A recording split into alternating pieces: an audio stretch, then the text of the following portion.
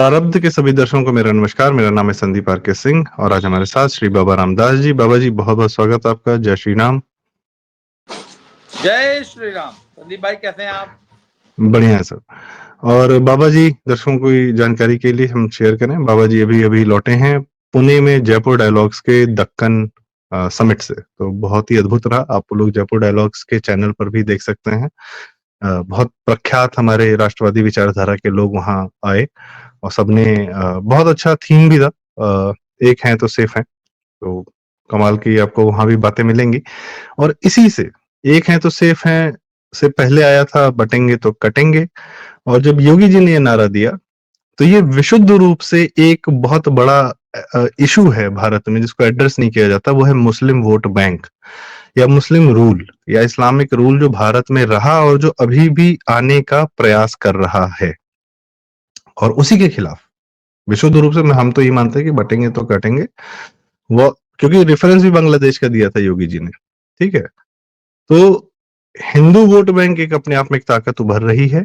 और भारत में जो बहुत सबसे मजबूत राजनीतिक रूप से जो शक्ति है वो भाजपा से भी बड़ी यदि कोई राजनीतिक शक्ति है तो वो है मुस्लिम वोट बैंक। तो बाबा जी अखिलेश यहाँ मिल्कीपुर हारे और केजरीवाल दिल्ली हारा। फिर भी केजरीवाल की 20 सीटें जो हैं वहां पर हैं और 44% वोट पाया है। तो आप ये कैसे देखते हैं? ये क्या मुसलमान वोट बैंक के भरोसे ही अब रह गए हैं ये केजरीवाल और अखिलेश और राहुल गांधी? और ये इस वोट बैंक के लिए क्या क्या कर सकते हैं या किस हद तक गिरने को तैयार है? बाबा जी आप म्यूट हैं बाबा जी। संदीप भाई, मुस्लिम वोट बैंक पूरे इंडी अलायंस का कोर वोट है, इसमें कोई शंका शुबा तो है नहीं। और पूरे इंडी अलायंस के प्रत्येक घटक दल की राजनीति का जो बेस वोट है, जो नींव है, वो मुस्लिम वोट है। उसके ऊपर ही इनको टॉप अप सजाना है, खाली चुनाव जीतने लायक बना। तो जो जितना टॉप अप बना ले मुस्लिम वोट के ऊपर, और बीजेपी की यही कोशिश रहती है कि तब वो मुस्लिम वोट किसी एक जगह कंसोलिडेट न होने पाए। तो यही दिल्ली में भी खेल था। और अखिलेश यादव की पूरी कोशिश थी। आपको मालूम है, दिल्ली का चुनाव केजरीवाल के लिए तो जीवन मरण का प्रश्न था ही, अखिलेश के लिए भी था। पता है क्यों? ऐसा कैसे सर? भाई, मुसलमान इज ड्रिफ्टिंग टुवर्ड्स कांग्रेस। ये थ्योरी पिछले कई साल से चल रही है। 2-3 जगह इसका पुख्ता प्रमाण मिल भी गया हमें। भाई, कर्नाटका में, तेलंगाना में, भाई सीएसआर को छोड़ के पूरी तरह जो है चला गया ना कांग्रेस के साथ। कर्नाटक में चला गया। जेडीएस को छोड़ के कर्नाटक में चला गया। तो यही बात यूपी में चल रही है कि अखिलेश को छोड़ के क्या कांग्रेस में आएगा। तो सर, अखिलेश की तो लुटिया डूब जाएगी अगर मुसलमान वोट जरा सा खिसक गया या जरा सा भी बट गया। सर, अगर मात्र 100 में से 10 मुसलमान भी अगर इधर उधर देखने लग गया तो अखिलेश की जो उसका सिंहासन डोलने लगता है 100 में 10 में। और अगर कहीं 20-25 चला गया तो एकदम में लुटिया डूब जाएगी, बर्बाद हो जाएंगे। तो जब कांग्रेस मुसलमान का वोट खींचने की कोशिश करती है तो दिल्ली से ये लिटमस टेस्ट था सर, दिल्ली का, कि क्या दिल्ली का मुसलमान केजरीवाल को छोड़ के कांग्रेस में जाएगा। तो आपको याद होगा, जब बाबा की कैबिनेट गंगा नहाई संगम पे, तो बाबा ने कहा कि अब तुम भी दिल्ली नहा के दिखा दो जरा जमुना जी में। तो केजरीवाल ने उस बात का बिल्कुल संज्ञान नहीं लिया। पर कूद के जवाब किसने दिया? अखिलेश यादव ने। बोले हाँ मथुरा में नहाओ जमुना जी में। तो अखिलेश को केजरीवाल की ज्यादा चिंता थी। और आपको मालूम है, पश्चिमी उत्तर प्रदेश से हजारों समाजवादी काडर, मुस्लिम काडर दिल्ली के मुसलमानों से आके डोर टू डोर, घर घर घूम के मीटिंग्स कर रहे थे। ये तो बड़ी यूनिक इन्फॉर्मेशन दी आपने सर। यस, जैसे दिल्ली में संघ जो है ना, छोटी मीटिंग्स करने का उनका जो है कार्यशैली है। हरियाणा में बताया गया था 16,000 छोटी मीटिंग संघ ने की। महाराष्ट्र में 60,000 मीटिंग संघ ने की। उसी तरह संघ दिल्ली में भी सक्रिय था। तो संघ जैसे घर घर जाके छोटी मीटिंग करता है, उसी तरह अखिलेश का कैडर दिल्ली में मुसलमानों के घर घर जाके उनको ये कन्विंस करने की कोशिश कर रहा था कि वोट केजरीवाल को देना है, झाड़ू को देना है, कांग्रेस को नहीं देना है। इसके बावजूद 2 सीटों पे अच्छा खासा वोट खींचने में कामयाब हुआ ओवैसी। तो सर 8 तारीख को लोग कह रहे थे ना कि मिल्कीपुर हार गए। सर 8 तारीख को अखिलेश का ध्यान बिल्कुल भी मिल्कीपुर की तरफ नहीं था। मिल्कीपुर तो उनको पता था कि हारेंगे, और मिल्कीपुर की हार से बहुत ज्यादा असर अखिलेश को नहीं पड़ता। परंतु यदि दिल्ली में कांग्रेस में चला गया होता मुसलमान वोट, तो अखिलेश का तो वो क्या नाम, माथे का सिंदूर पुछ जाता। अगर दिल्ली का मुसलमान कांग्रेस में जाता तो उसका सीधा असर पश्चिमी उत्तर प्रदेश पर पड़ना था। यदि दिल्ली छोड़ा है तो पश्चिम में भी मुसलमान कांग्रेस में जाएगा। और कांग्रेस की पूरी लीडरशिप इस वक्त मुसलमानों पे फोकस कर रही है। सर बस 2 बात। हाँ बताएं, क्या फोकस कर रही है? किसी भी तरीके से मुसलमान जो है, मुस्लिम लीडरशिप एक पैरेलल खड़ी की जाए यूपी में। और आप देखिए ना, वो कौन सा है, वो इमरान प्रतापगढ़ी है। वो आपका है वो बोटी बोटी वाला इमरान मसूद। और इस प्रकार की जितनी तमाम इनकी जो कांग्रेस की लीडरशिप, मुस्लिम लीडरशिप जो है, वो पूरा आज घर घर मुसलमानों पे काम हो रहा है। पश्चिमी उत्तर प्रदेश में कांग्रेस ने पूरी ताकत झोंक रखी है ओके इस वक्त। जी हाँ सर, इसलिए जो है बहुत लोगों को पीछे छोड़कर उनका टिकट काटकर इमरान प्रतापगढ़ी को राज्यसभा का टिकट दिया गया था कि यूपी के मुसलमान वोट अब तुम हमारे लिए लाओ। अच्छा, इस पे सर मेरे 2 सवाल हैं, दोनों कनेक्टेड है। पहला ये कि मुस्लिम वो वोट बैंक भी विभाजित हो। अब कुंदरकी में योगी जी ने वो चमत्कार करके दिखाया है। और आपने तो भैया, आप अकेले थे जो कह रहे थे कि कुंदरकी भाजपा जीत रही है, क्योंकि आप जमीन पर थे वहां पर। और बाकी ये बात किसी देश में किसी ने नहीं कही, और ये बड़ा अद्भुत सत्य साबित हुआ, तो इसका क्रेडिट तो आपको जाता है। इसी में सर की क्या मुस्लिम वोट बैंक भी छिटके आपस में बटे यूपी में, इसके लिए योगी जी कोई प्रयास कर रहे हैं क्या? और दूसरा सवाल, मुसलमान वोट बैंक को कांग्रेस में जाके क्या मिलेगा? बाबा जी, सत्ता तो मिलेगी नहीं। मैं थोड़ा सेटल हो जाऊं, मैं ना जी मेरा आजकल पोस्चर चेंज हो गया है। मैं एकदम रिलैक्स होके वीडियो बनाना चाहता हूं। नहीं सर, एकदम आप हैंड कैमरा का पूरा बढ़िया इस्तेमाल कर रहे हैं। हरिमोहन भाई के साथ मैं अभी वीडियो कर रहा था, तो मैंने कहा बहुत जल्दी जो है मैं आप खटिया पे लेट के मसनद लगा के हुक्का गुड़गुड़ाते हुए वीडियो बनाया करूंगा। नहीं, आप बॉडी कैमरा लेके सर टहलते घूमते बतियाएंगे। सर बात यह है ना, मुसलमानों में एक असंतोष है, और मुसलमानों में एक असंतोष ये है कि अखिलेश बार बार भाजपा को रोक पाने में विफल साबित हो रहे हैं।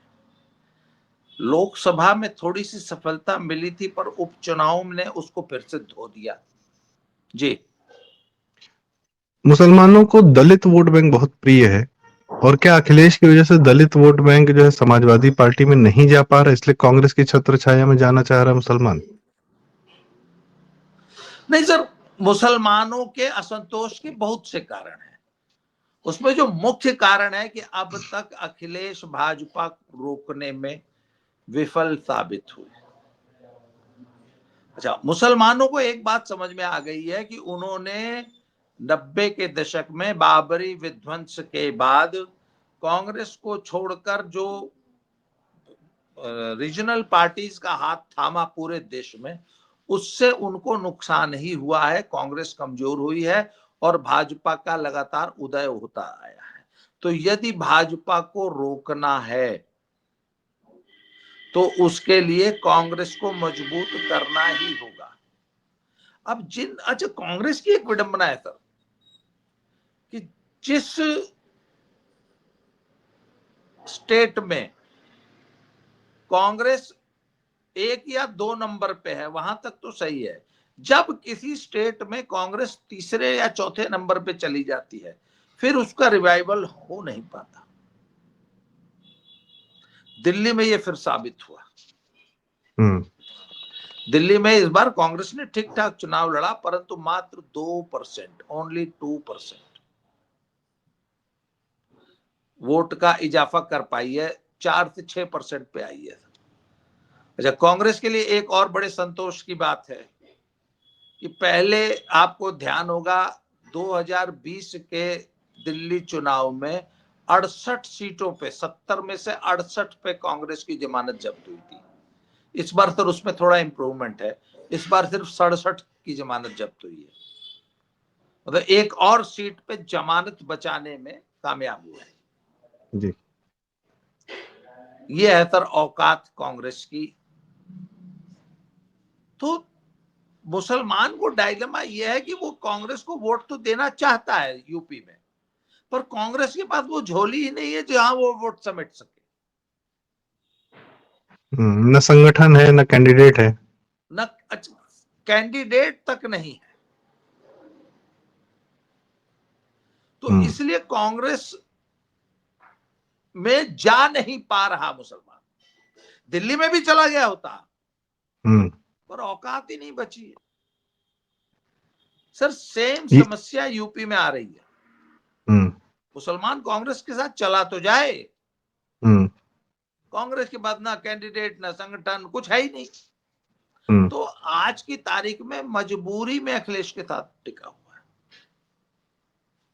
अच्छा, अभी मैं इसी से पता नहीं जुड़ता किसके हुआ एक साथ सवाल चर्चा और कर सर। रहा था, आप ही के साथ कर रहा था सर, कि 2027 में यदि कांग्रेस में नहीं गया तो क्या होगा मुसलमान का? सर 2019 की तरह घर बैठ जाएगा।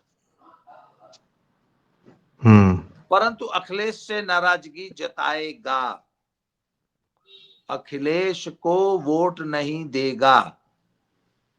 बहुत बड़ा वोट नहीं देने तबका। का मतलब यह है कि अखिलेश का अस्तित्व, समाजवादी पार्टी का अस्तित्व समाप्त करने का प्रयास करेगा ताकि एक नई धारा बन सके कांग्रेस की तरफ।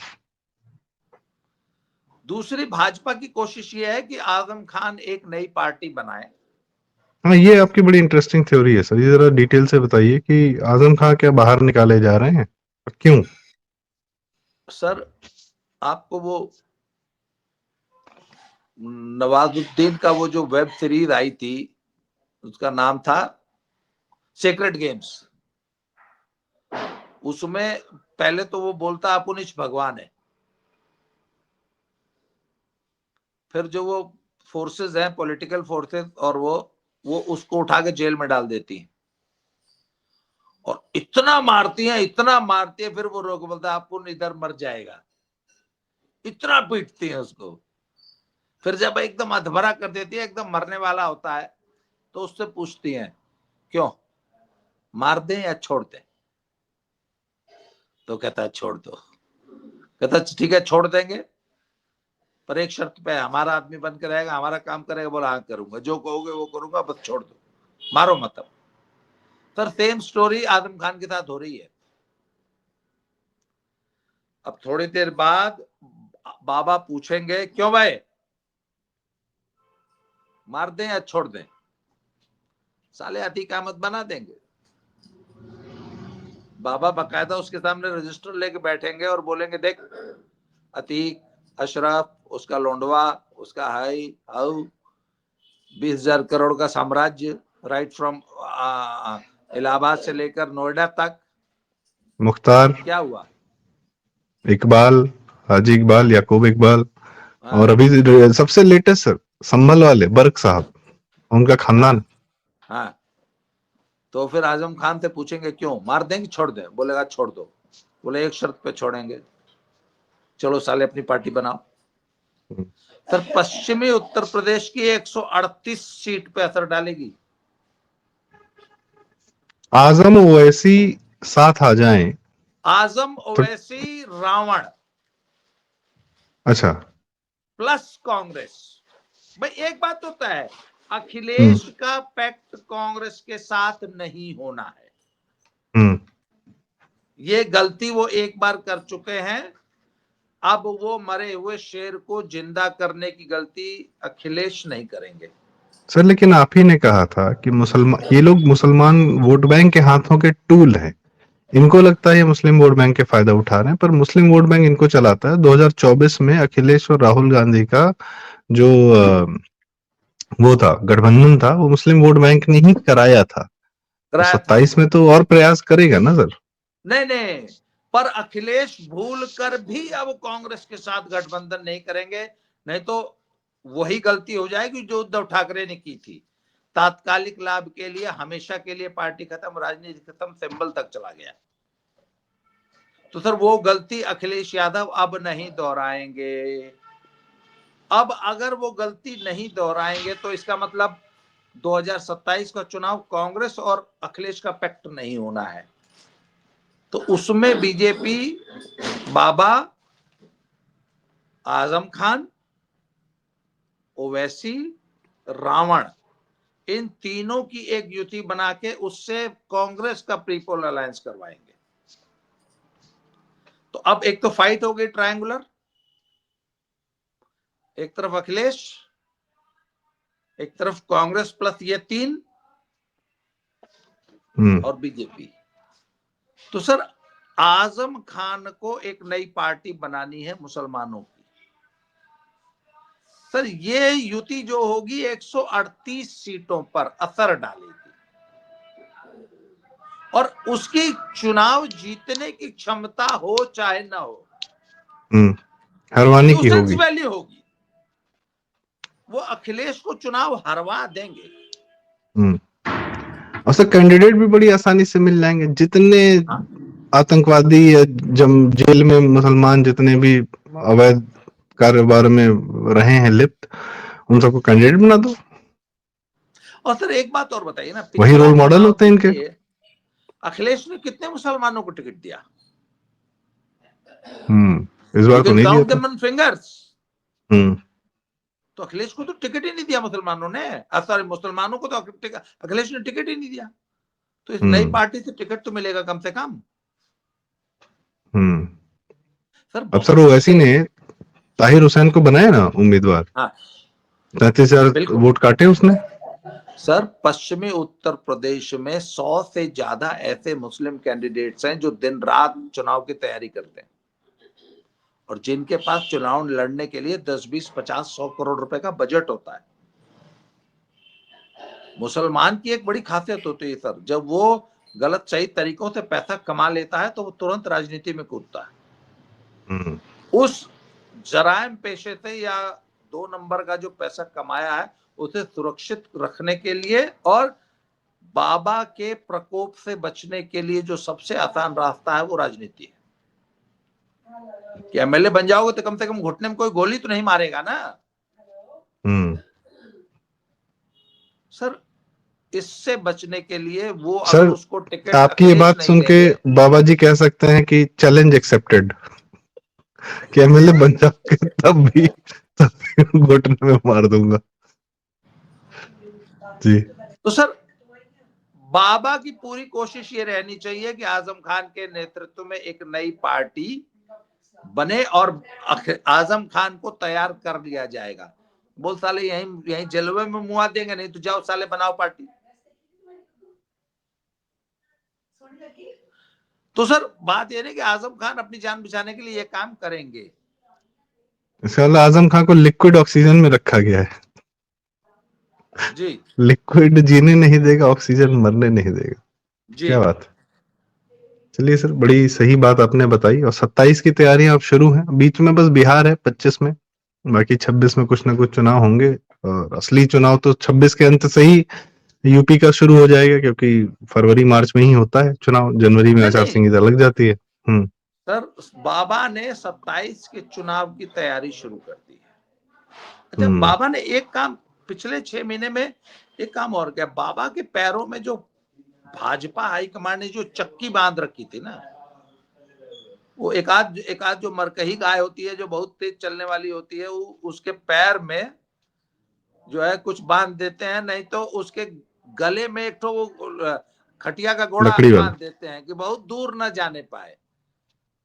तो बाबा के तो सर दोनों पैरों में चक्की बांध दी थी ना भाजपा हाईकमांड ने, तो वो चक्की उतार के फेंक दी है 2024 के चुनाव के बाद। बाबा ने तोड़ा ली है अपनी। हाँ, वो बाबा ने तोड़ा ली है। तो सर हम्म अब बाबा 2027 की एकदम निर्द्वंद होकर तैयारी करेंगे, हम्म और बाबा को अब रोकने वाला कोई नहीं है यूपी में। और इस बार बाबा नारा देंगे नहीं, पर उम्मीद है कि 300 पार तो टारगेट रहेगा ही रहेगा अपने दम पे। नहीं सर, देखिए मैं हमेशा से एक बात कहता हूं कि अभी कम से कम 10 साल और हम्म उत्तर प्रदेश को बाबा की सख्त जरूरत है। हम्म सर अगर बाबा 10 साल यूपी रह गए और हम्म भाजपा ने अगर इस बार बिहार जीत लिया, हम्म तब भारत को दुनिया की सबसे बड़ी आर्थिक महाशक्ति बनने से कोई रोक नहीं। सर जिस दिन यूपी और बिहार परफॉर्म करने लग जाएगा, अरे, अपने आप सर में देश है ये। यूपी कितनी बड़ी आर्थिक महाशक्ति है, ये कुंभ ने दिखा दिया कि नहीं दिखा दिया, आप बताइए। सर अभी अभी तो परसों रात में लौटा हूँ सर। हम लोग एक रेस्टोरेंट पे खाना खा रहे थे, और जाहिर सी बात है फिर इकोनॉमिक्स का अंदाजा लगाने लगे। एक अकेला रेस्टोरेंट या ढाबा है सर, सिर्फ और सिर्फ थाली दे रहा है खाने का। और आई कैन एश्योर यू, बहुत डिटेल की बात नहीं करना चाह रहा, वो इस 45 दिन से 1 करोड़ रुपए का मुनाफा लेके निकलेगा, वो अकेला रेस्टोरेंट, सर जितना वो खाना खिला रहा है लोगों को, और जितना लोग कि, उसके बैठ के खा रहे हैं। कितना एक अकेला। बड़ा इकोनॉमिक बूम है। सर प्रयागराज से 40 किलोमीटर दूर, जो लखनऊ रास्ते पे गाड़ियां जो वापस जा रही हैं रायबरेली रोड पे, 40-40 किलोमीटर दूर के रेस्टोरेंट्स पे भीड़ है, क्योंकि पीछे खाना नहीं मिला था तो आगे जाना खाने लोग। 40-40 किलोमीटर दूर के रेस्टोरेंट्स की बात बता रहा हूँ। ये शहर में क्या हो रहा है वो तो छोड़ दीजिए। सर कल रात की वाराणसी की रिपोर्ट आई है कि बनारस के लोग तंग आ गए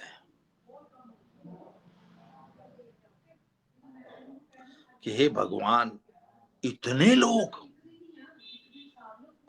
मतलब रुपया बोरों में समा नहीं रहा है। बनारस के लोग रुपया बोरा में भर के जो है बोरा खत्म हो गया है।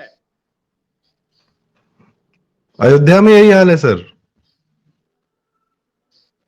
अयोध्या जी में यही हाल है। तो सर काशी, अयोध्या, लखनऊ और पूरा पूर्वांचल माने सर 40 जिला हो गया।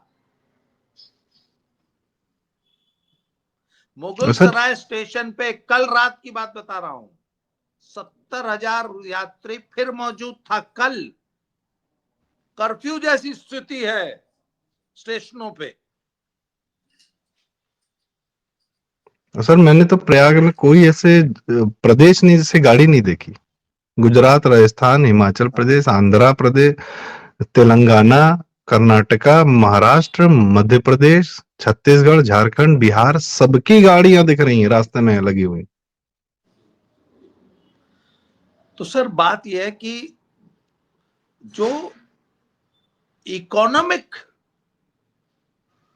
बूम आएगा, बाबा अगर अगले 10 साल यूपी में टिके रहते हैं, इसलिए सर बाबा का यूपी में रहना ज्यादा जरूरी है। सर एक छोटी सी बात ऐसी, मतलब जो आप हम करते हैं कभी, वो सर ये आखिरी बात रहेगी, बिहार को यूपी में मिला के दोनों के चुनाव एक साथ करा दें।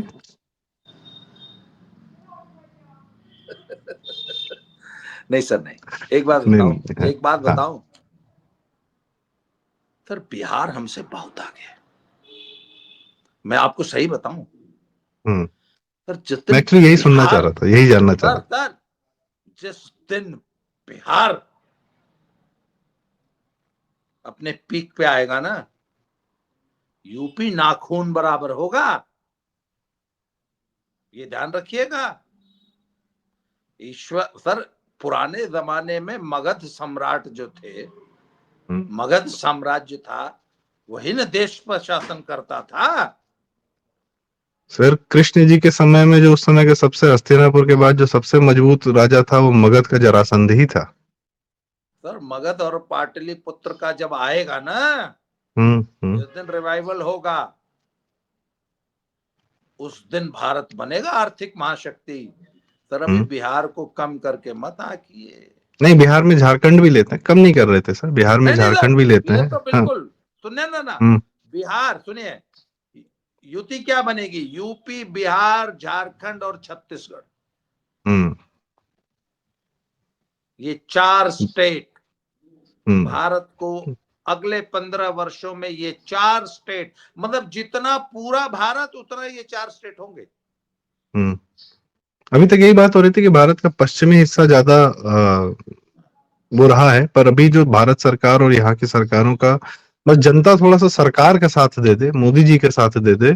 अब दिल्ली को देखिए सर, दिल्ली को 1000 साल में पहली बार एक हिंदू शासक मिलेगा, 1000 साल में पहली बार दिल्ली शहर को। देखिए जी क्या चमकेगी, क्या सौभाग्य होगा। जी। तो बाबू जी बहुत बहुत धन्यवाद, बहुत जरूरी बातें आपने बताई, मिल्कीपुर हो, अखिलेश हो, दिल्ली हो, केजरीवाल हो, क्योंकि ये मेन स्ट्रीम मीडिया पर ये सब बातें नहीं होती हैं। और क्यों नहीं होती, उसके बड़े अपने रीजंस होते हैं। मेन स्ट्रीम मीडिया का अपना एजेंडा चल रहा है, ठीक है, वो ये बातें नहीं करेंगे, वो मुस्लिम वोट बैंक के बारे में कभी बात नहीं करेंगे, हिंदू की सारी जातियों के वोट बैंक के बारे में बात कर लेंगे, लेकिन मुस्लिम वोट बैंक के बारे में नहीं बात करेंगे। प्लस मुस्लिम वोट बैंक से निकले हुए भ्रष्टाचारी नेताओं को बहुत प्रोटेक्ट करने का पूरा प्रयास करते हैं, जैसा उन्होंने केजरीवाल को किया। तो बाबा जी के माध्यम से जो समाज की असली एनालिसिस है, जैसा मैंने कहा, कुंदरकी अकेले बाबा जी ने ही बताया था कि क्या स्थिति है, क्या हो रहा है। महाराष्ट्र को आपने बता दिया कि सुनामी है, तो सुनामी निकली, तो बाकी तो 14 में 19 में सब आपने बताया ही था। तो बाबा जी बहुत बहुत धन्यवाद, आप समाज को देखते रहते हैं और उसको हमसे साझा करते रहते हैं। तो दर्शकों, ये आपसे रिक्वेस्ट है, कृपया यह बातों को आप भी साझा करें, सबके साथ लाइक करें, शेयर करें।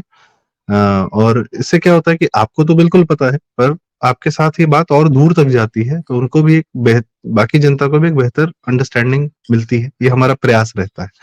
बाकी आपकी जो जानकारी, आपका जो ज्ञान है, वो भी आप हमें कमेंट्स में जरूर बताएं, हम पढ़ते रहते हैं। और बाबा जी का चैनल, बाबा की खरी खोटी, और हमारा चैनल प्रारब्ध को सब्सक्राइब करें, बेल आइकन में दबाएं। इसी रिक्वेस्ट के साथ आज की चर्चा का हम समापन करते हैं। बाबा जी बहुत बहुत धन्यवाद, आपने हमें समय दिया। जय श्री राम, जय जय श्री राम, हर हर गंगे और जय यमुना मैया की। जय श्री राम।